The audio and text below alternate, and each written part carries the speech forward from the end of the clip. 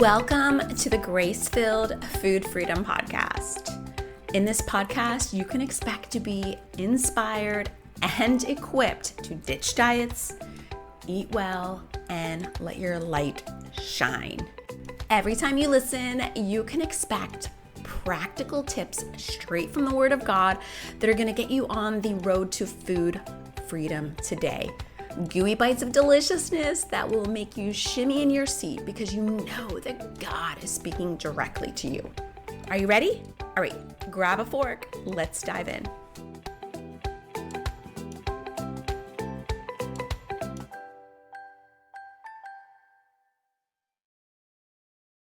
Both Brianne and Lisa were talking about learning to love their bodies, stop fighting their bodies, right? To really find God's wisdom in this season of life where maybe bodies are changing, like perimenopause, or just understanding, like Lisa said, that if I can overcome the hurdle of self-love, she thinks her chances of losing weight are going to be much, much better.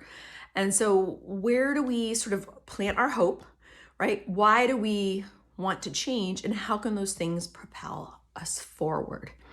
So when it comes to struggling with our body image and learning to love our body, right, which could have some negative context based on some worldly ideas, but the Bible even says to love our neighbor as ourselves, which insinuates we definitely want to put other people first, but that means we also have to have some love for ourselves to draw from as well. And so some of those negative ideas can make us think of selfishness, but from a biblical standpoint, loving our body and caring for ourselves, right? Not battling against our bodies, as Brianne said, is all about helping us be fit to serve. And that was really the thing that helped me break through my negative body image, was picturing all of you. I didn't do it because I wanted to look better or even because I wanted to be free. I was so used to battling it, right? What was more time? I did it because I wanted to be used by God, and I wanted to use my struggle for His glory. This episode was brought to you by Classical Conversations. Don't confine learning to the classroom. Education doesn't have to happen at a desk. Embrace the natural rhythm of learning together with Classical Conversations. Find out how at classicalconversations.com/gracefilled.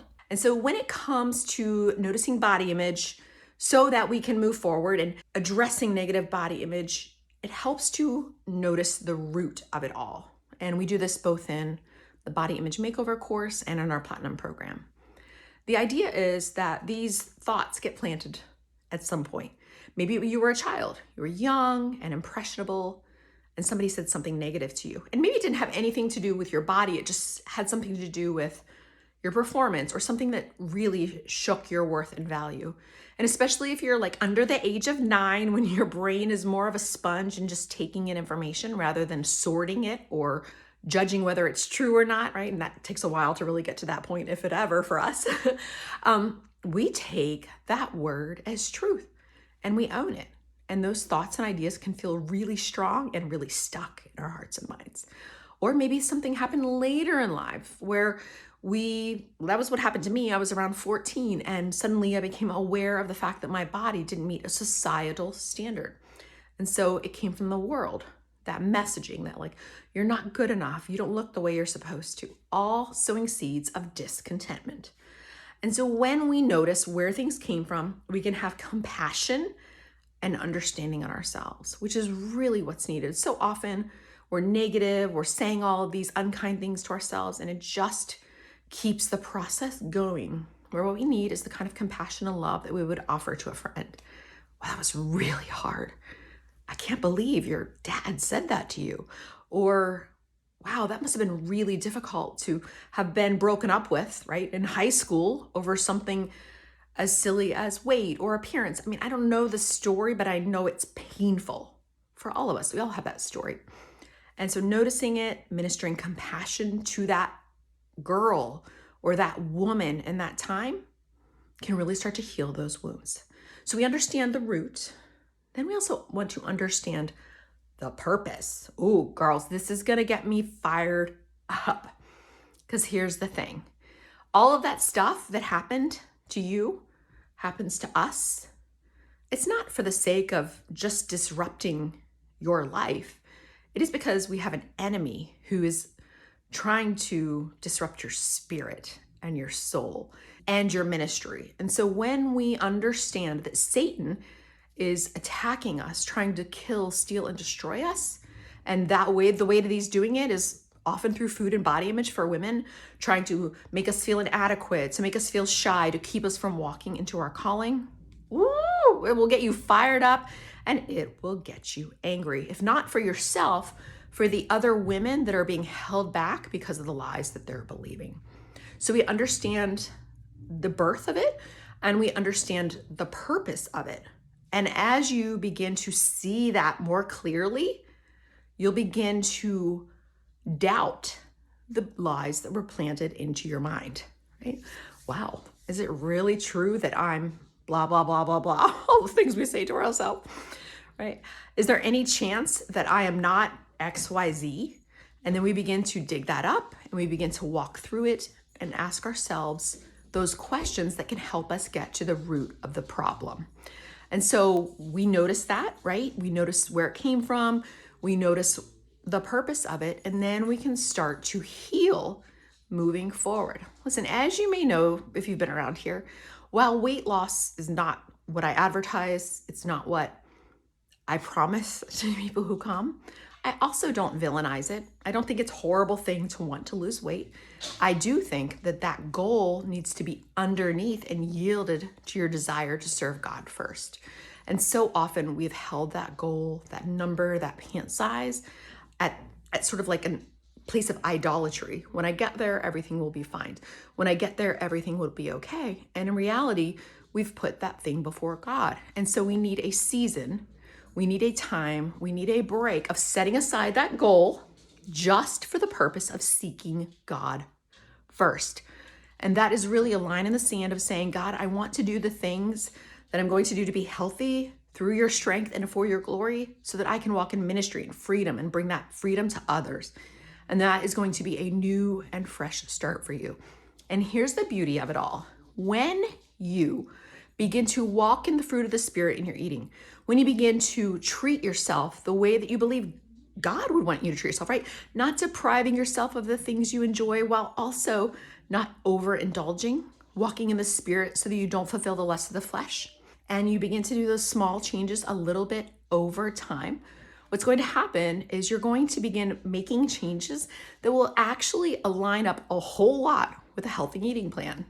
For example, if you're focused on eating with self-control, right? Or with love, or with joy, or with peace, you're going to find that you're probably eating over time and with practice healthy food most of the time, while also enjoying the abundance of sweets and treats and things that God has given us. But because you have freedom to enjoy that food without guilt and shame, you don't have to eat it all right now and today. And just to wrap it up, Lisa had mentioned something that sometimes it feels like God has more important issues to deal with, right, than us and our weight struggles. And I want to go back to what I said about Satan using the struggle to distract us, to sideline us. It's about your quality of life. It could be any struggle. People struggle with shopping and gambling and being on social media or playing games, or like even things that are good, like cleaning our houses or working out. Like those things can be distractions, and the purpose of them all is to distract us from serving God. So it is a priority to God, and He is not spread thin by our struggles. He can be in your kitchen, right? He's everywhere. He's all powerful, omnipresent. Like He's endlessly capable of doing anything and everything that every single person needs. So He can be with you in your kitchen, fighting, right, a brownie and giving you strength to overcome, while He's also helping a child in a war-torn country. And neither is diluting His power. And so just by inviting Him into that moment, we are affirming that He is capable, He's willing, He's able, and that is the reason that He sent Jesus for us. And so those kind of shift of perspective will breathe life into your heart and mind. And then it will use this growing in food freedom, growing toward food freedom, as an opportunity for you to grow in your relationship with Christ. Because when you bring the Lord into every area of your life, well, it changes everything. Oh, and P.S. If you're struggling to put the Lord before your weight loss goals, oh, sister, you are not alone. I spent years so afraid to yield my weight and my body to God because I thought He'd want me to be unhappy in my own skin, or to be honest, overweight. But the reality is that God wants you to be comfortable and confident in Him, and He wants to be first in your life. That's why today I want to share the Overcoming Weight Loss Idols worksheet with you. In this simple 4-page little workbook, you're going to be asked some questions that really get to the heart of the matter so that you can put God before the scale so that your goals can be a result of your relationship with Him rather than being focused on the scale. Doesn't that sound like what He would want? Well, I believe that's what He wants for you. So be sure to download it and dive in today. Oh, just one more thing. If you have a moment, could you please, pretty please, with a sprinkle on top, go and leave us a podcast rate and review? When you do that, it's like sprinkling a special podcast fairy dust on the Grace-Filled Food Freedom podcast. It lets Apple and all the other podcast apps know that this is a very helpful, very relevant podcast, and it will show it to lots more women just like you, women who need hope and need food freedom. Do you mind? Awesome. Thanks. I really appreciate it.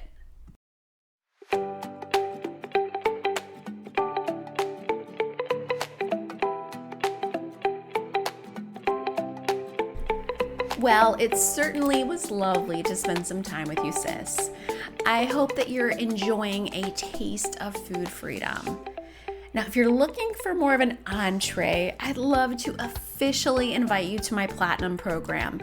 It's a 6-month deep dive, start to finish program that is going to immerse you in God's Word and God's plan for food freedom. You can find out more at gracefilledplate.com/platinum. Be sure to check it out. I'll see you there.